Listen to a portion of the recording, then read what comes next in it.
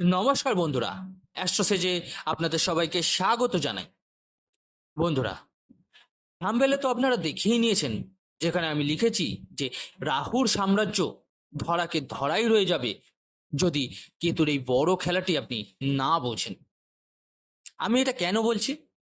কারণ চারিদিকে আপনি শুনতে পাচ্ছেন যে রাহু মহারাজ এখন বৃষ রাশি জাতকদের জন্য ছাপ্পার ফাঁড়কে সাফল্য দিতে চলেছে, এবং এটা নিজের মধ্যেও সত্য। কিন্তু এর আরেকটি দিক রয়েছে, যার সম্পর্কে আপনাকে হয়তো কেউ কিছুই বলছে না। রাহু মহারাজ পুরো 18 বছরে একবার নিজের কমফোর্ট জোনের ভিতরে গিয়ে কুম্ভ রাশিতে আপনার জন্য খুব বড় সুযোগ তৈরি করে থাকেন। কিন্তু যতটা কমফোর্ট রাহু, ততটাই কিন্তু আনকমফোর্ট কেতু হয়ে ওঠেন যখন তিনি সূর্যের সিংহ রাশিতে প্রবেশ করেন।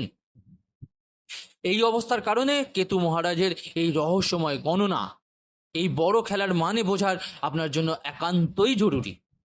না হলে কিন্তু 18 মাস পরে আপনি প্রতিটি মানুষকে বলতে শুনবেন, এই 18 মাসে টাকা তো অনেক রোজগার করলাম, কিন্তু কোথায় গেল কিছুই বুঝলাম না।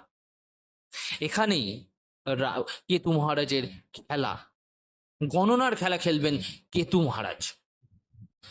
এই পরিস্থিতির কারণে আমি আপনাকে এমন 5টা পয়েন্ট বলতে চলেছি, যেগুলো যদি আপনি এই আলোচনার মাধ্যমে ভালো করে বুঝে নেন, তাহলে বিশ্বাস করুন, এই পুরো 18 মাসের গণনায় আপনি আমাকে একবার নয় বহুবার মনে করবেন যে একজন সঠিক ব্যক্তি সঠিক পরামর্শ দিয়েছিল, আর সেই সঠিক পরামর্শের ফলে আজ আমি একটি ভালো অবস্থানে দাঁড়িয়ে আছি। বন্ধুরা, আজকের এই আলোচনাটি জন্মরাশি চন্দ্ররাশির উপর ভিত্তি করে তৈরি করা।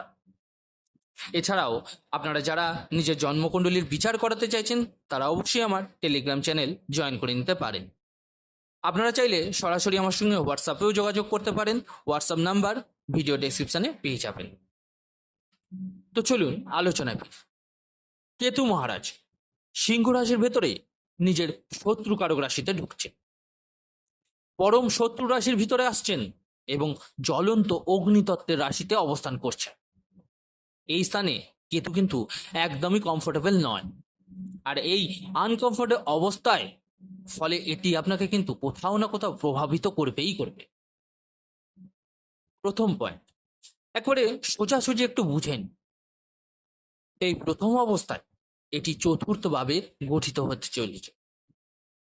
এই 18 মাসে রাহু মহারাজ আপনাকে যেসব টাকা দিচ্ছেন, অন্য গ্রহের অবস্থানের কারণে যেসব টাকা আসছে, আপনি যদি কোনো সম্পত্তি কিনতে চলেছেন, জমি বাড়ি গাড়ি যাই হোক না কেন, তাহলে ভোগবাজি অর্থাৎ ভালোভাবে যাচাই করে কিনতে হবে। কিন্তু আপনাকে ওভার কনফিডেন্সের কারণে কোথাও সস্তায় কিছু পেয়ে গেলেন, কিন্তু তার ভালো জ্ঞান নেই আপনার যে সেই জিনিসটা ভালো কি মন্দ, তবু আপনি সেখানে টাকা ঢেলে দিলেন।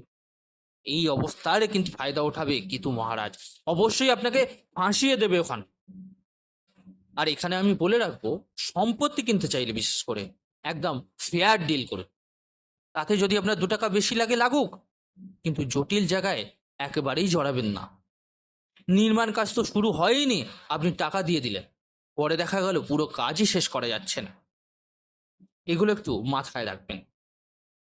কোনো প্রকার ভৌতিক সুখ বা প্রপার্টি লাভের উদ্দেশ্যে যাচ্ছেন, তাহলে কিন্তু একদম ফেয়ার থাকবেন, পরিচ্ছন্ন ডিলের দিকে যান, কোনো শর্টকাট ভাবে যাবেন না। শর্টকাটে গিয়ে লোভে পড়ে যদি ভাবেন যে 5 লাখের জিনিস 2 লাখে মিলছে, নিয়ে নেন, এই 2 লাখ টাকাই কিন্তু পুরো আপনার ডুবে যাবে। এটা লিখে রাখুন, এই আলোচনায় আমি আপনাদের বিশেষ করে বলছি। দ্বিতীয় অবস্থা, এই চতুর্থ ভাব যেখানে কেতু এসেছে, এটি জনতার স্থান। এখানে এই 18 মাসে আপনাকে অনেক নতুন মানুষের সঙ্গে পরিচয় করাবে কেতু। বিশ্বাস করুন, এই মানুষগুলো অনেকটাই আপনাকে ব্যবহার করার মানসিকতা নিয়ে আসবে। আপনার অর্থ সম্পদ কোথাও না কোথাও নষ্ট করার উদ্দেশ্যে তাদেরই থাকবে, তাদের মধ্যে কিন্তু সোজা কথা, তারা আপনার থেকে ফায়দা নেওয়ার জন্যই আসবে। এতে আপনার কোনো দোষ থাকবে না, কিন্তু এটা গ্রহের খেলা, এটা কিন্তু বোঝা সবচেয়ে জরুরি। কোনো মানুষকে অন্ধবিশ্বাসের চোখে একবারেই দেখবেন না।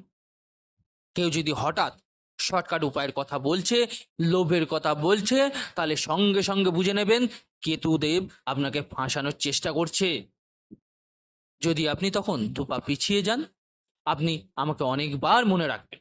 আর যদি লোভে পড়ে যান, যেমন কেউ বলল আপনি আমার সঙ্গে ইনভেস্টমেন্ট করুন, আমার সঙ্গে পার্টনারশিপ করুন, আমি অভিজ্ঞ, এতে কিন্তু যুক্ত হবেন না। কে বলল আমি আপনাকে 10% বা 20% দিয়ে দেবো, আপনি আমার সঙ্গে কাজ করুন, আপনার যে সমস্ত টাকা আপনি ঢালবেন পুরোপুরি ডুবে যাবে, এটা লিখে রাখ। এগুলো কেতুর কিন্তু ফাঁসানোর পদ্ধতি। একটা কথা ভেবে দেখুন, মানুষ জ্যোতিষীর কাছে কখন যায়? যখন সে পুরোপুরি ফেঁসে যায়, তখন জ্যোতিষীর জন্য ভালো, কারণ সে উপায় দেবে, আপনি তাকে ফি দেবেন, দক্ষিণা দেবেন। কিন্তু আমি আপনাকে এমন জায়গা থেকে সচেতন করছি যেন আপনাকে কোনোদিন জ্যোতিষীর কাছে যাওয়ার দরকারই না হয়। এছাড়াও এমন কিছু ব্যক্তি বা বন্ধুর সঙ্গে আপনার পরিচয় ঘটবে যারা আপনাকে মদ, মাংস, সিগারেট বা অন্য কোনো যে কোনো ধরনের কুপ্রবৃত্তির দিকে কিন্তু টেনে নিয়ে যাবে। কেতু শুরুতে কিন্তু এসব আনন্দ দেবে, নতুন জায়গা, পার্টি, ড্রিঙ্কস, কিন্তু এক সময় এসে আপনি নিজেও কষ্টে পড়বেন এবং এর সঙ্গে আপনার পরিবারও ভোগান্তিতে পড়বে। এই অবস্থার থেকেও নিজেকে বাঁচানো একান্তই প্রয়োজন আপনার জন্য। তৃতীয় অবস্থার কথা বলি, কর্মক্ষেত্রে বড় কোনো ডিল করছেন, বড় কোনো সুযোগ এসেছে, রাহু দিয়েছে, তবু আপনাকে সাবধান আর ধৈর্যের সঙ্গে কিন্তু সিদ্ধান্ত নিতে হবে। তাড়াহুড়ো করে ওভার কনফিডেন্স নিয়ে আপনি কিন্তু সিদ্ধান্ত নেবেন না। ব্যবসা করছেন, কেউ বলল 80% টাকা এখন দিয়ে দিন, বাকি পরে দেব, সব দিয়ে দিলেন, পরে সেই ব্যক্তিকে কিন্তু খুঁজেই বেড়াচ্ছেন টাকা ফেরত পেতে, টাকা আর ফেরত পেলেন না। চাকরির ক্ষেত্রেও বলি, ভালো চাকরি ছেড়ে আপনি দ্বিগুণ বেতনের নতুন চাকরিতে চলে গেলেন, 3 মাস পর বড় হলো আপনার পারফরমেন্স ভালো নয়, চলে যান। এই পরিস্থিতিগুলো কিন্তু ভালোভাবে চিন্তা করে সিদ্ধান্ত নিতে হবে আপনাকে। তাড়াহুড়ো করে কোনো স্থান আপনি নিজের মধ্যে নেবেন না, কোনো সিদ্ধান্ত নেবেন না। চতুর্থ অবস্থা, অপ্রয়োজনীয় খরচ থেকে এখন আপনাকে বাঁচতে হবে। শুক্রগ্রহ যখন সম্পদ বাড়ায় তখন মানুষ সেভ করে, কিন্তু রাহু যখন দেয় তখন সেই মানুষকে শখের দিকে ঠেলে দেয়। অযথা টাকা টাকা আপনার খরচ, প্ল্যান ছাড়াই খরচ আসবে তো আবার, এই মানসিকতা তৈরি হয়, কিন্তু এক সময় সব টাকাই শেষ হয়ে যায়। তখন দেখেন সমাজে আপনার পাশে আর কেউ নেই, যাদের ওপর টাকা খরচ করেছেন তারাও বলে ভাই আমার কাছেও নেই, তোমায় কি করে দেব।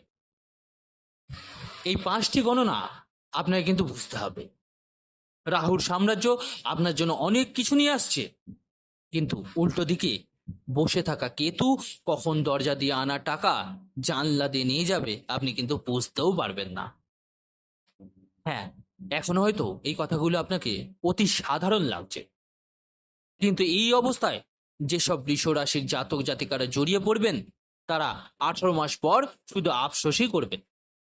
আর যারা এই 5টা কথায় আমল দেবেন তারা কিন্তু 18 মাস পরে একটা কথাই বলবেন, একজন ভালো মানুষ সঠিক পরামর্শ দিয়েছে, যার কারণে আজ আমার ভালো রকমের সেভিংস আছে। বন্ধুরা, আশা করি আমার দেওয়া এই তথ্য আপনাদের ভালো লেগেছে, উপকারে লেগেছে। আজকের ভিডিওটি কেমন লাগলো জানাতে ভুলবেন না, অবশ্যই কমেন্ট করে। ভালো লাগলে লাইক ও শেয়ার করতে কিন্তু ভুলবেন না। আর যে সকল বন্ধুরা নতুন